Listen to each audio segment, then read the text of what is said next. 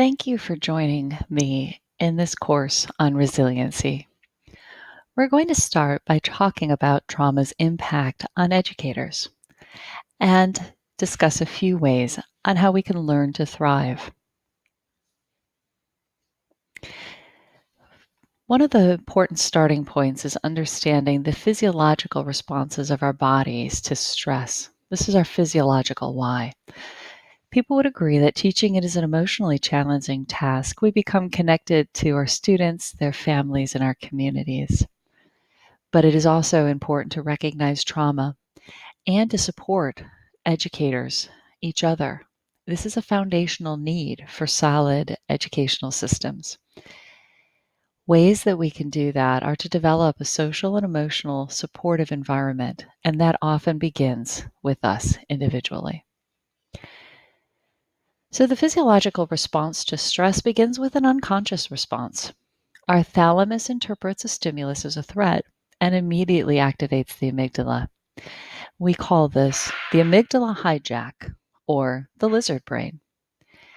The amygdala immediately prepares the body for a physical or an emotional response, and it triggers what we call the HPA axis, the hypothalamus, pituitary, and adrenal.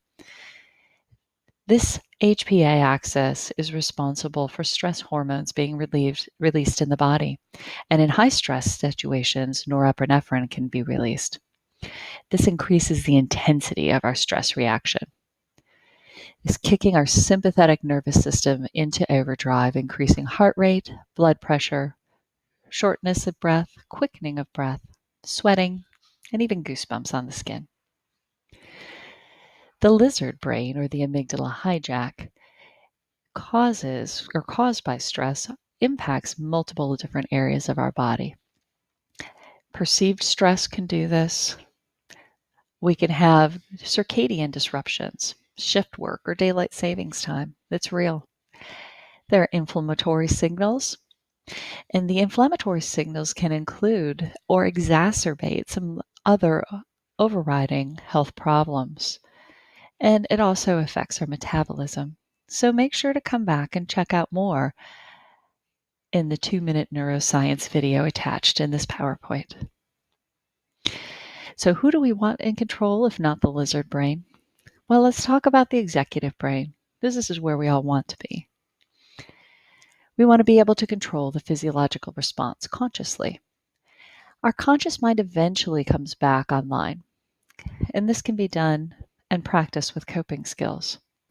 Once our thalamus gives us the all clear, it signals the cortex and the prefrontal cortex for comparisons with past experiences and memories. And when the executive brain believes the threat is past, energy will start to shift from the sympathetic nervous to the parasympathetic nervous system, and we'll get a return to normal of heart rate, blood pressure, and breathing. So what kind of effects of stress and trauma do we see in education? Well, there's primary and secondary traumas. When we work with marginalized populations and communities in the classroom, these students often experience multiple traumas firsthand. Educators experience secondary traumatic stress from hearing those stories, from living the hardship with them, from supporting recoveries, providing resources, or helping them to simply achieve their dreams. And symptoms for educators can be similar to PTSD. So how can we heal our educators? We need to start with building a culture of awareness, finding peer groups, and integrating social emotional learning into our classrooms, both virtual and face-to-face.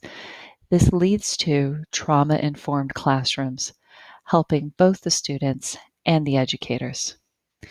So in a healthy nervous system, we physiologically regulate between our lizard brain and our executive brain, but in systems that are exposed to trauma or stress on a long-term basis, we become stuck. We lose the ability to regulate. In order to unstick, it's important that we have resources, go-to people, and learn physiological interventions. So I'm going to invite you to commit to connect with yourself and with peers through this resource, and I look forward to seeing you in Module 1.